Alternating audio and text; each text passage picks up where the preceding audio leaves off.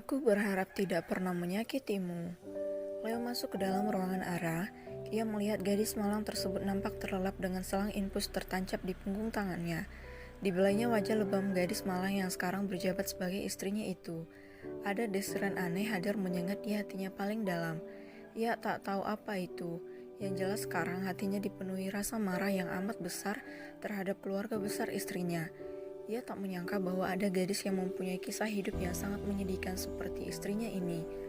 Mungkin perasaan ini hadir dikarenakan janjiku pada Dito. Tidak mungkin aku menyukaimu, karena itu adalah hal mustahil dalam hidupku yang kelam ini. Aku buta akan cinta, karena aku tidak pernah mengenal apa itu cinta. Aku akan membantumu bangkit dari keterpurukanmu, tapi bukan karena aku mencintaimu, melainkan hanya untuk memenuhi kewajibanku sebagai seorang suami. Gumam Leo mengelus pipi lebam Ara. Cup, Leo memberikan kecupan manis di kening Ara. Ia mengambil HP-nya dan segera melaporkan apa yang terjadi pada papa dan momnya agar orang tuanya itu dapat menemui keluarga Ara. Kamu sudah sadar, Ra? Ujar Leo memasukkan HP-nya ke dalam saku. Ara yang baru saja membuka matanya, ia memegang kepalanya karena merasakan pusing. Tiba-tiba ia langsung berteriak ketakutan membuat Leo langsung merengkuh tubuh Ara. Jangan pukul aku. Hiks, sakit kak, Dito, teriak Ara menangis histeris. Ra, ini aku Leo, suamimu. Ada aku di sini yang menjagamu.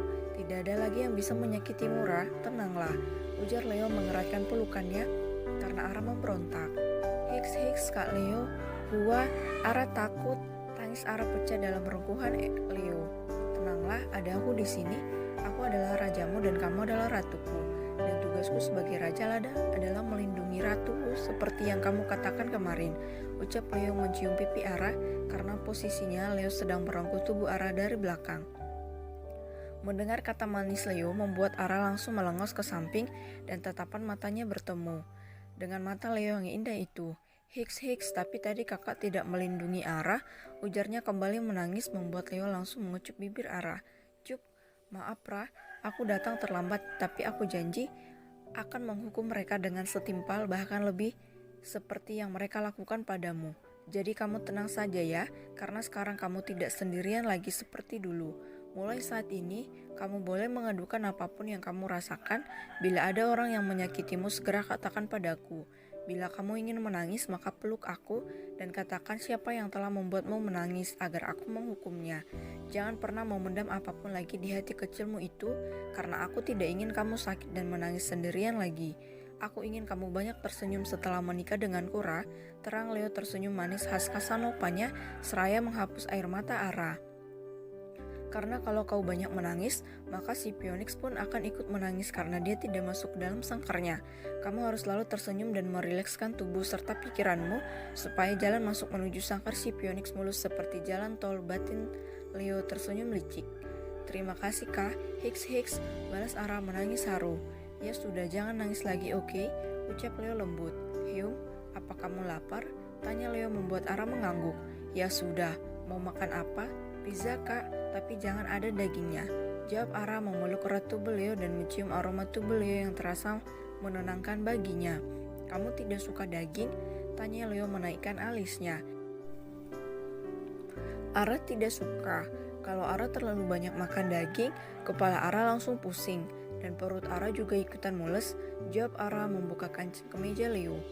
Apa yang kamu lakukan, Ra? Tanya Leo tersentak karena Ara membuka kancing bajunya hingga otot perut Leo nampak.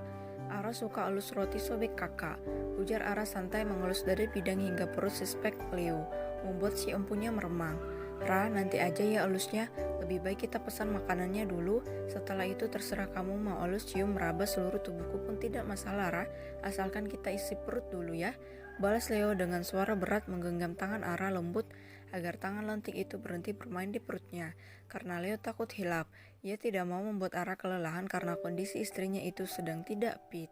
Baiklah kak, ujar Ara tersenyum manis merubahkan kepalanya di dada bidang Leo. Leo langsung mengambil HP-nya dan memesan makanan untuk keduanya hingga setengah jam berlalu, sampailah pesanan mereka. Leo langsung membuka bungkusan pizza dan dengan telaten menyuapi Ara. Bahkan tak jarang Ara tersenyum malu karena Leo membersihkan noda di bibirnya dengan ciuman. Sungguh Leo berusaha berperang batin dengan si Phoenix agar tak melewati batas untuk menerkam Ara. Kamu tidur ya, biar kamu cepat sembuh dan bisa pulang. Titah Leo sesudah mereka selesai makan membuat Ara mengangguk. Tapi Ara mau dipuk-puk.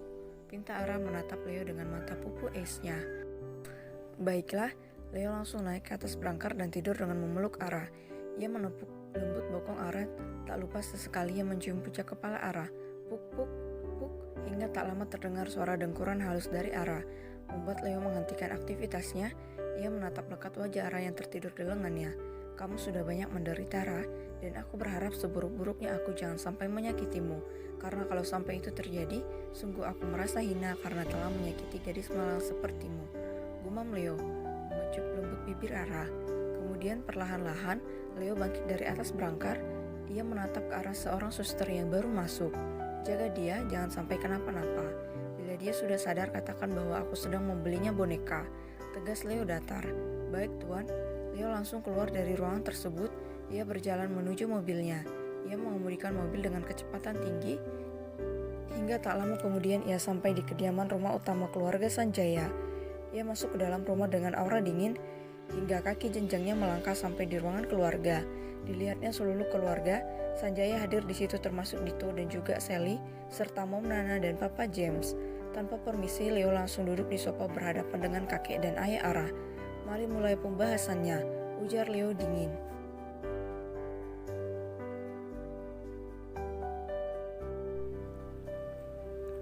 Kebusukan Sally. Mari mulai pembahasannya, ujar Leo dengan raut wajah yang amat dingin. Tatapan mata elangnya menatap kedua pria yang berjabat sebagai papa dan kakek mertuanya. Tubuh Sally bergetar ketakutan. Ia meremas kuat tangan mama angkatnya yaitu Tante Nita. Ia berharap sesuatu yang buruk tidak terjadi. Ia merutuki kebodohannya karena tidak bisa bermain cantik seperti dulu di saat ia membuli Ara. Ia dan teman-temannya akan membawa Ara ke tempat sepi atau ke sebuah gedung tua sehingga tidak ada yang tahu kebusukannya. Namun hari ini ia telah melakukan kesalahan karena membuli Ara di tempat yang salah. Ia berharap takdir baik memihaknya seperti masa dulu. Benar, mari mulai pembahasannya dan saya yang akan memulainya dengan bertanya kepada Anda Tuan Leo yang terhormat, mengapa Anda melakukan kekerasan terhadap putri saya? Tanya Arya, papa angkatnya Sally. Leo tersenyum sinis ke arah Arya, kemudian ia menatap Sally yang menunduk. Apakah Anda marah kepada saya karena sudah membuat kepala putri pungut Anda terluka? Leo bukannya menjawab tetapi dia bertanya balik kepada Arya dengan menekankan kata pungut. Iya, saya marah karena saya adalah papanya, dan Sally bukan anak pungut. Dia sudah kami anggap sebagai putri kami sendiri. Sangga Arya menggepalkan tangannya. Lalu bagaimana bila yang terluka itu adalah istri Anda? Tanya Leo menatap dingin ke arah Arya. Maka saya akan menuntut Anda ke meja hijau. Tegas Arya tak kalah dingin. Leo yang mendengarnya pun tersenyum puas. Itulah yang akan saya lakukan sekarang. Saya akan membawa putri Anda ke meja hijau sehingga ia bisa mempertanggungjawabkan apa yang telah ia perbuat terhadap istri saya. Dan akan saya pastikan dia akan mendekam di penjara sampai mayatnya membusuk. Tandas Leo dingin menatap tajam ke arah Sally seolah-olah ingin mengulitinya hidup-hidup. Mendengar ucapan Leo membuat seluruh keluarga Sanjaya terkejut. Mereka tidak akan membiarkan itu terjadi karena Sally sudah dianggap bagian penting dalam keluarga mereka. Brak, apa maksud Anda Tuan Leo? Kenapa Sally harus masuk penjara? Dia adalah gadis yang baik dan pintar di dalam keluarga Sanjaya. Sentak Arya menggeprak meja di depannya. Itu semua karena putri pungut Anda. Dia sudah membuat istriku celaka. Dia mengajak teman-temannya untuk membuli Ara. Dia menenggelamkan wajah Ara ke dalam kloset. Ia menampar wajah Ara sehingga pipinya lebam dan bibirnya berdarah. Dia merobek paksa baju Ara hingga hampir telanjang dan ingin memfotonya lalu mengirim ke salah satu sugar daddy temannya. Dia adalah biang kerok dari menderitanya Ara. Dia juga yang membuat kesehatan mental Ara terganggu. Saya sudah bertanya kepada Anda Tuan Arya yang terhormat, bagaimana kalau yang terluka itu adalah istri Anda? Maka Anda menjawab akan membawa kasus ini ke meja hijau bukan? Lalu bagaimana denganku? Istriku dibully separah itu oleh putri pungutmu. Maka ke meja hijau atau meja makan atau harus membawanya Sarkas Leo membuat suasana menjadi tegang. Namun berbeda dengan Dito yang ingin tertawa karena Leo bisanya bercanda di akhir kalimat. Mendengar penjelasan dari Leo membuat Sally terisak dalam pelukan Nita, hingga Arya yang melihatnya pun merasa iba. Ara diperlakukan seperti Juga karena dia yang salah, bagaimana bisa dia hilang perawannya tanpa tahu siapa yang mengambilnya? Dan itu juga bukan termasuk pembulian.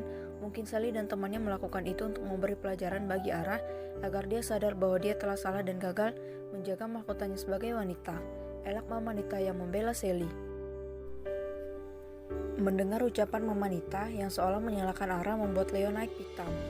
Ia menggertakkan giginya, tangannya terkepal erat. Ingin rasanya ia menuju wajah Nita, Arya, dan juga Sally. Kalian benar-benar jenis manusia yang paling hina yang pernah aku temui dalam hidupku. Kalian lebih parah daripada penjilat di dunia bisnis. Bagaimana bisa kalian menyalahkan gadis malas seperti Ara dalam hal ini? Bukankah dia adalah keponakan kalian sendiri? Darah keluarga Sanjaya mengalir dalam darahnya. Lalu apa kata Anda tadi? Memberinya pelajaran karena dia tidak mampu menjaga kehormatannya, Dia lebih baik karena mahkotanya hilang karena dicuri. Lalu bagaimana dengan putri Anda yang mahkotanya hilang karena ia menjualnya, Maka pelajaran seperti apa yang harus diberi? Tanya Leo menekankan perkataannya yang menyeringai penuh arti membuat Sally semakin ketakutan. Apa maksud Anda, Tuan Leo? Sally adalah gadis baik-baik, tidak Ding. Bunyi ponsel Leo menghentikan ucapan Arya. Leo tersenyum puas melihat isi pesan yang dikirim oleh bawahannya. Dit, hubungkan HP-ku dengan TV. Titah Leo menyeringai, membuat Dito tersenyum kecil. Mereka semua yang melihatnya pun bingung, hingga mata mereka terbelalak melihat sebuah video mesum Sally dengan seorang pria parubaya bule.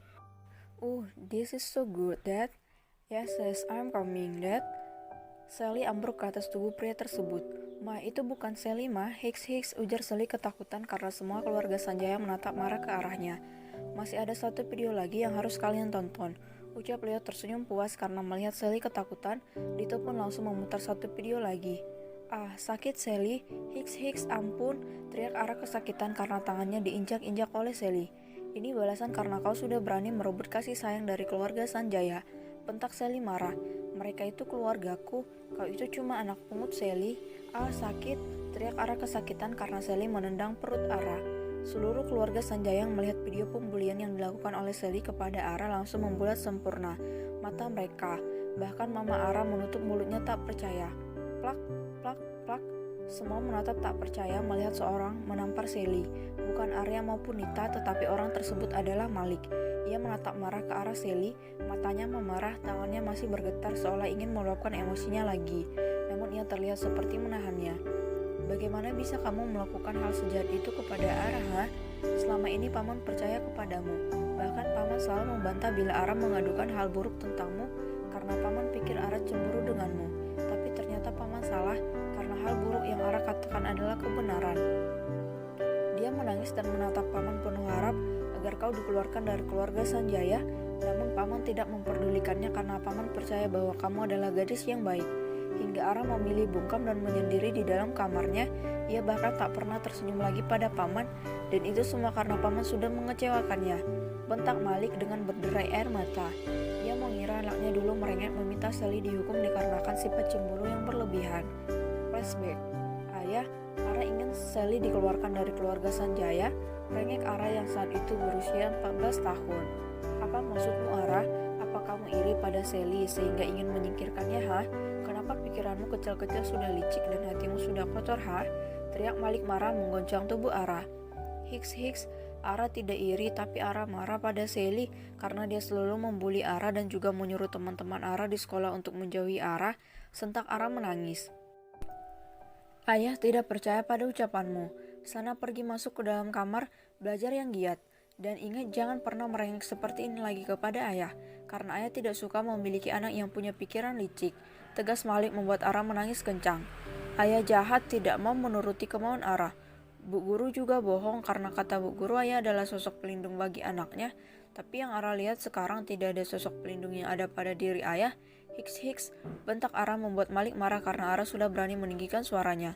Ara, Malik mengangkat tangannya ingin menampar Ara namun berhenti karena sadar bahwa dirinya salah. Terkadang apa yang kita lihat tidak sesuai dengan kenyataannya. Orang yang bermulut manis bisa bertindak seperti najis di belakang kita. Hiks, Ara tidak akan mengadukan apapun lagi pada ayah. Ara kecewa pada ayah. Lirik Ara kemudian meninggalkan Malik yang berdiri mematung.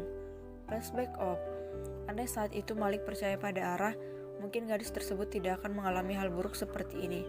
Mungkin Ara sudah menjadi wanita karir yang cerdas dan cantik. Ia mengingat kembali bagaimana Ara menolak dengan tegas bahkan mengancam akan bunuh diri bila Malik memaksanya melanjutkan sekolahnya setahun setelah dirinya menganggur karena keguguran. Ara selalu mengunci pintu kamarnya bila ada pertemuan keluarga di rumahnya. Dan sekarang Malik tahu semua itu disebabkan oleh Sally. Namun tak hanya Sally yang terlibat, dirinya juga bersalah dalam hal ini karena ia sudah gagal menjadi seorang ayah. Ia gagal karena tak bisa melindungi putri malangnya itu.